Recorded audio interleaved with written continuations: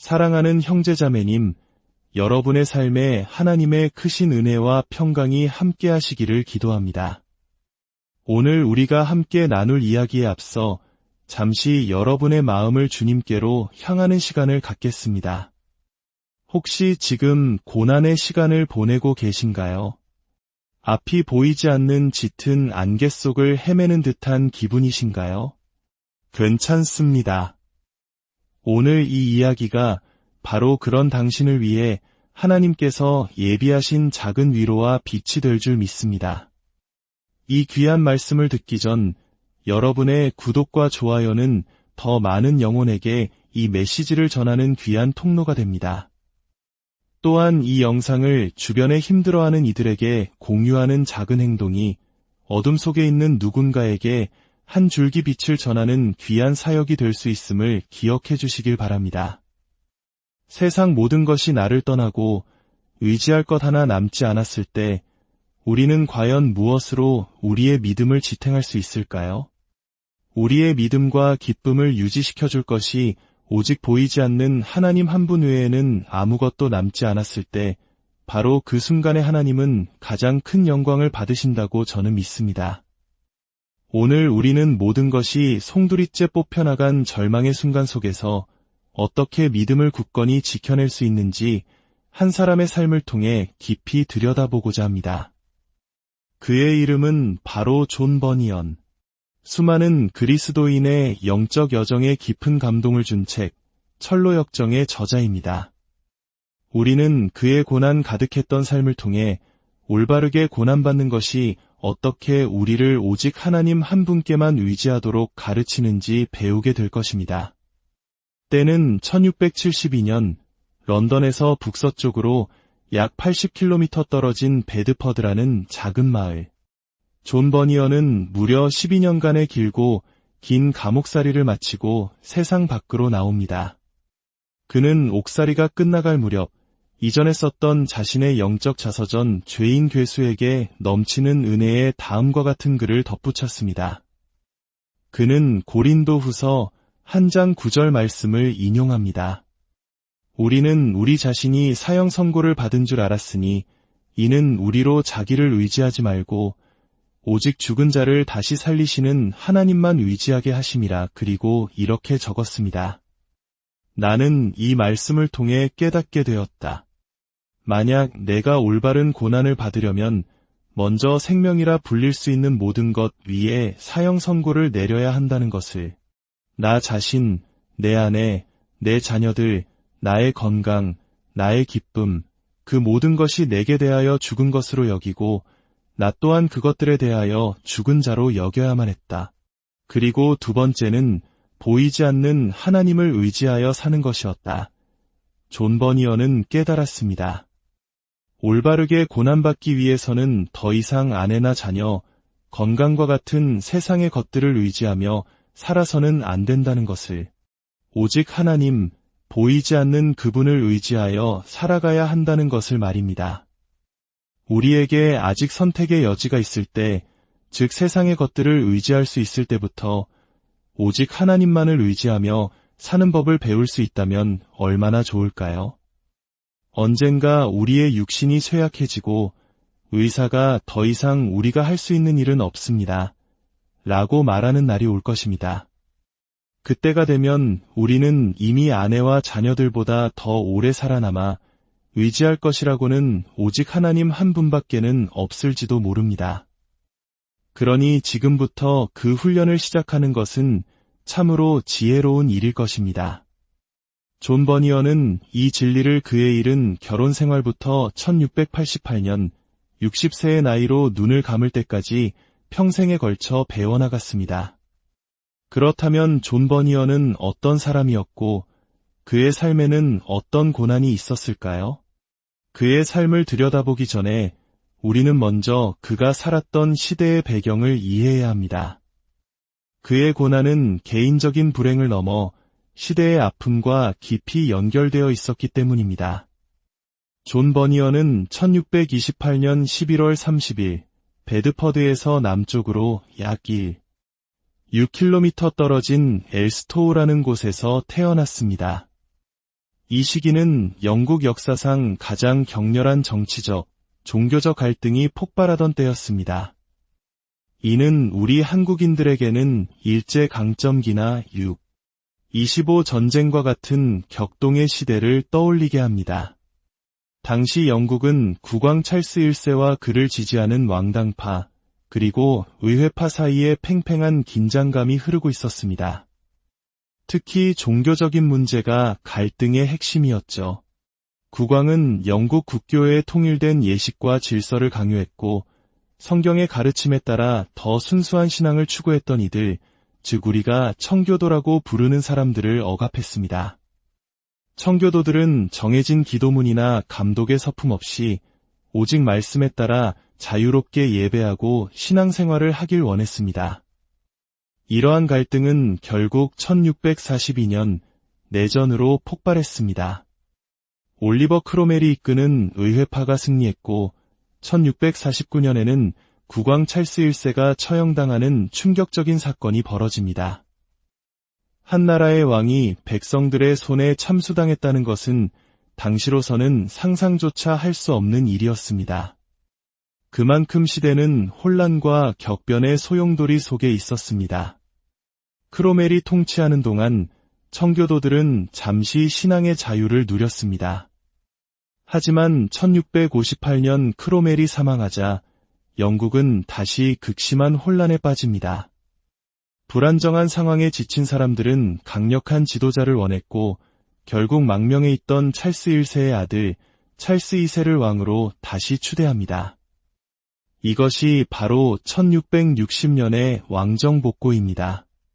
그리고 바로 그해 존 버니어는 감옥에 갇히게 됩니다.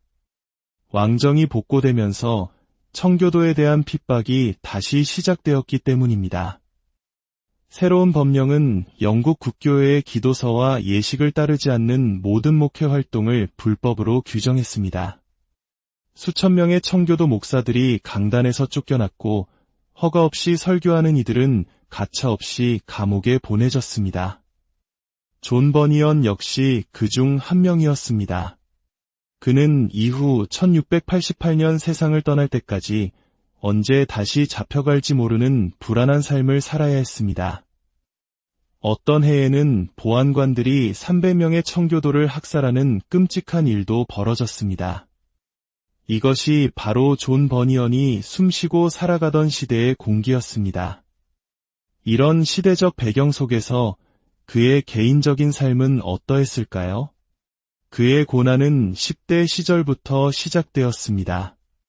그는 땜장이의 아들로 태어나 대장간에서 망치질을 배우며 자란 가난한 소년이었습니다. 초등교육을 겨우 받아 읽고 쓰는 법만 간신히 깨우쳤을 뿐 신학교육은 전무했습니다. 그가 15살이 되던 해 1644년 나라가 내전의 불길에 휩싸여 있을 때 그의 어머니가 세상을 떠났습니다. 그리고 한 달 뒤 13살이던 여동생마저 어머니의 뒤를 따랐습니다. 슬픔이 채 가시기도 전에 아버지는 한 달 만에 재혼했습니다. 그리고 16살이 된 그는 크로멜의 의회군에 징집되어 2년간 전쟁터로 끌려갔습니다. 불과 두세 달 사이에 15살 소녀는 어머니를 잃고 여동생을 잃고 이제는 정든 집을 떠나 죽음이 오가는 전쟁터로 내몰린 것입니다. 어느 날 밤 그가 보초를 서야 할 차례였습니다. 그런데 한 동료가 다가와 내가 대신 설 테니 자네는 내 자리를 맡아주게 라고 말했습니다. 그는 자리를 바꿨고 그날 밤 동료는 적의 총탄에 머리를 맞아 즉사했습니다. 죽음이 그의 턱 밑까지 스쳐 지나간 순간이었습니다. 전쟁이 끝나고 집으로 돌아왔지만 그는 여전히 하나님을 모르는 청년이었습니다. 그는 스스로를 나와 어울려 다니던 모든 젊은이들 가운데 온갖 악행과 불경건한 짓을 일삼는데 앞장섰던 우두머리였다고 회고했습니다. 20살 무렵 그는 한 여인과 결혼합니다. 놀랍게도 우리는 그의 첫 아내의 이름을 알지 못합니다. 그녀는 남편을 위해 4명의 아이를 낳았는데 그중 첫째 딸 메리는 태어날 때부터 앞을 보지 못하는 시각장애인이었습니다. 10대의 고통스러운 시절을 지나 결혼을 통해 안식을 얻으려 했을지도 모를 그의 삶에 이제는 눈먼 딸이라는 무거운 짐이 더해진 것입니다. 그 시대의 가난한 집안에서 장애를 가진 아이를 키운다는 것이 얼마나 고된 일이었을지 상상하기조차 어렵습니다. 그리고 연이어 3명의 아이가 더 태어났습니다. 하지만 이 이름 모를 아내는 남편의 인생에 결정적인 선물을 가져다 주었습니다. 그녀의 혼수는 단 2권의 책이었습니다. 평범한 사람의 천국 가는 길과 경건의 실천이라는 제목의 신앙서적이었습니다. 그녀는 남편에게 자신의 경건했던 아버지에 대한 이야기를 들려주었고 버니어는 그 책들을 읽기 시작했습니다. 그의 영혼이 서서히 깨어나기 시작한 것입니다. 결혼 후 5년 동안 그는 깊은 영적 씨름의 시간을 보냈습니다. 구원의 확신을 얻기 위해 몸부림쳤고 용서받을 수 없는 죄에 대한 성경 구절들을 읽으며 극심한 절망에 빠지기도 했습니다. 그러던 어느 날 그가 들판을 지나가고 있을 때 한 문장이 그의 영혼에 꽂혔습니다. 너의 의는 하늘에 있느니라. 그는 이렇게 기록했습니다. 그와 동시에 나는 내 영혼의 눈으로 예수 그리스도께서 하나님의 우편에 계신 것을 보았다. 그렇다. 거기에 나의 의가 있었다. 그러므로 내가 어디에 있든지 무엇을 하고 있든지 하나님께서는 나를 향해 그에게는 나의 의가 부족하구나라고 말씀하실 수 없었다. 왜냐하면 나의 의는 바로 그분 앞에 있었기 때문이다. 또한 나는 깨달았다. 나의 마음 상태가 좋다고 해서 나의 의가 더 나아지는 것도 아니며 나의 마음 상태가 나쁘다고 해서 나의 의가 더 나빠지는 것도 아니라는 것을. 왜냐하면 나의 의는 어제나 오늘이나 영원토록 동일하신 예수 그리스도 그 자신이었기 때문이다. 이제 내 다리에 채워졌던 족쇄가 풀려났다. 참으로 나는 나의 고통과 쇠사슬에서 해방되었다. 나를 괴롭히던 두려운 성경 구절들도 더 이상 나를 괴롭히지 못했다. 나는 하나님의 은혜와 사랑으로 인해 기뻐하며 집으로 돌아갔다. 이 놀라운 회심의 경험 뒤에는 마르틴 루터의 영향이 있었습니다. 그는 우연히 루터가 쓴 갈라디아서 주석을 읽게 되었고 그 책에서 자신의 영적 상태가 너무나도 깊이 있게 다루어지는 것을 보고 큰 감명을 받았습니다. 그는 성경을 제외하고 내가 본 모든 책 중에서 상처 입은 양심에 가장 합당한 책으로 마르틴 루터의 갈라디아서 주석을 꼽는다고 말할 정도였습니다. 이렇게 영혼의 문제가 해결된 후 1655년 그는 자신이 속한 베드퍼드의 비국교도 교회로부터 설교자로 부름을 받습니다. 놀랍게도 교육받지 못한 이 땜장이에게는 사람들의 마음을 움직이는 강력한 설교의 은사가 있었습니다. 그의 설교를 듣기 위해 수백 명의 사람들이 주변 마을에서 몰려들었고 런던에서 설교할 때면 하루 전에만 공지해도 다음 날 아침 1200명의 인파가 모여들었다고 합니다. 당대 최고의 지성으로 꼽히던 청교도 신학자 존 오웬조차 기회가 될 때마다 그의 설교를 들으러 갔습니다. 찰스 2세 국왕이 오웬에게 그 모든 학식을 가지고 어찌하여 땜장이의 설교를 들으러 가는가? 라고 묻자 오웬은 이렇게 대답했다고 전해집니다.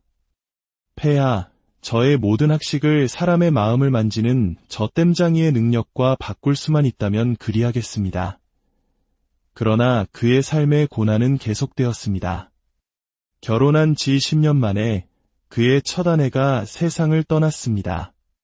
그의 나이 30, 그는 10살도 안 된 4명의 아이들과 홀로 남겨졌고 그중 하나는 앞을 보지 못하는 딸이었습니다. 1년 후 그는 엘리자베스라는 여인과 재혼합니다. 그녀 또한 위대한 믿음의 여성이었습니다. 하지만 재혼한 지 1년 만에 그는 불법 설교 혐의로 체포됩니다. 당시 아내 엘리자베스는 임신 중이었습니다. 그녀는 남편도 없이 그중 하나는 장애를 가진 4명의 아이를 떠맡게 되었고 남편의 체포 소식에 충격을 받아 결국 아이를 유산하고 맙니다. 그는 감옥에서 12년을 보냈습니다. 만약 그가 다시는 설교하지 않겠습니다. 라는 말 한마디만 했다면 언제든지 풀려날 수 있었습니다. 하지만 그는 타협하지 않았습니다.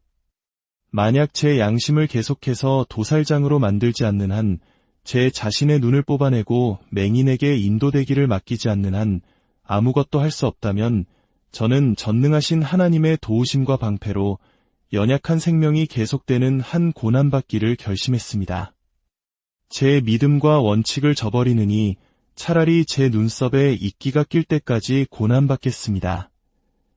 이것이 그의 대답이었습니다. 물론 가족에 대한 걱정은 그의 마음을 찢어 놓았습니다. 그는 이렇게 썼습니다. 아내와 가여운 아이들과 헤어지는 것은 종종 내 뼈에서 살을 발라내는 것과 같은 고통이었다. 내 눈먼 딸 메리가 겪을 고난을 생각하면 내 심장이 산산조각 나는 것만 같았다. 그럼에도 불구하고 그는 감옥에 머물렀습니다. 믿음을 지키기 위해서였습니다. 12년 후 1672년 그는 마침내 석방됩니다. 그리고 1688년 런던에서 세상을 떠날 때까지 16년 동안 목회 사역에 헌신했습니다.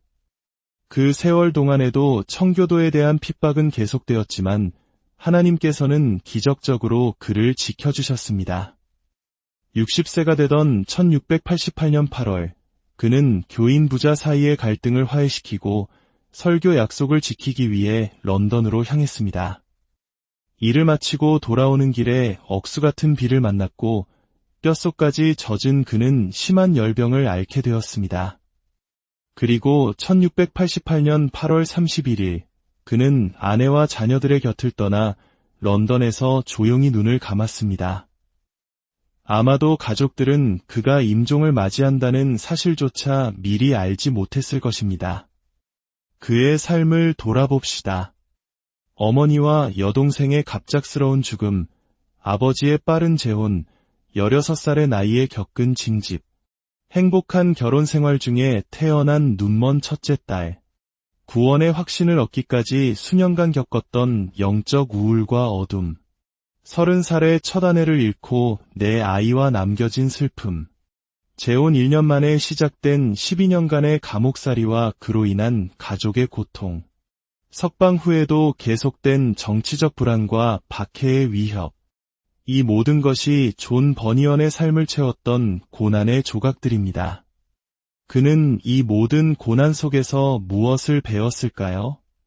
그는 자신의 삶을 통해 세상의 모든 것이 무너져 내릴 때 비로소 보이지 않는 하나님만을 온전히 의지하게 된다는 것을 배웠습니다. 그의 고난은 헛되지 않았습니다. 그 칠흑 같은 감옥 안에서 그는 인류의 위대한 고전 철로 역정을 지필했습니다. 그의 가장 깊은 고통이 가장 위대한 유산을 낳은 것입니다. 사랑하는 형제자매님, 오늘 존 버니언의 이야기는 우리에게 묻고 있습니다. 당신은 지금 무엇을 의지하며 살아가고 있습니까? 당신의 건강, 가족, 재물, 명예가 모두 사라진다면 당신은 여전히 하나님 안에서 기쁨을 찾을 수 있겠습니까? 고난은 우리를 아프게 하지만 결코 우리를 파괴하지 못합니다.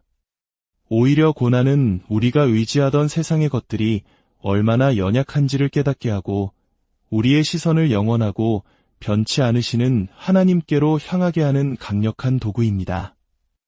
무화과나무가 무성하지 못하며 포도나무에 열매가 없으며 감람나무에 소출이 없으며 밭에 먹을 것이 없으며 우리의 양이 없으며 외양간에 소가 없을지라도 나는 여호와로 말미암아 즐거워하며 나의 구원의 하나님으로 말미암아 기뻐하리로다. 하박국 선지자의 이 고백이 오늘을 살아가는 저와 여러분의 고백이 되기를 소망합니다. 여러분의 삶에 어떤 폭풍이 몰아치더라도 그 폭풍 속에서 잠잠히 일하시는 하나님을 신뢰하십시오. 모든 것을 잃는 그 자리에서 모든 것이 되시는 하나님을 만나게 될 것입니다. 존 버니언처럼 우리 또한 보이지 않는 하나님을 의지하여 살아가는 법을 배울 때 세상이 줄 수도 빼앗을 수도 없는 참된 평안과 기쁨을 누리게 될 것입니다. 주님의 이름으로 여러분 모두를 축복합니다.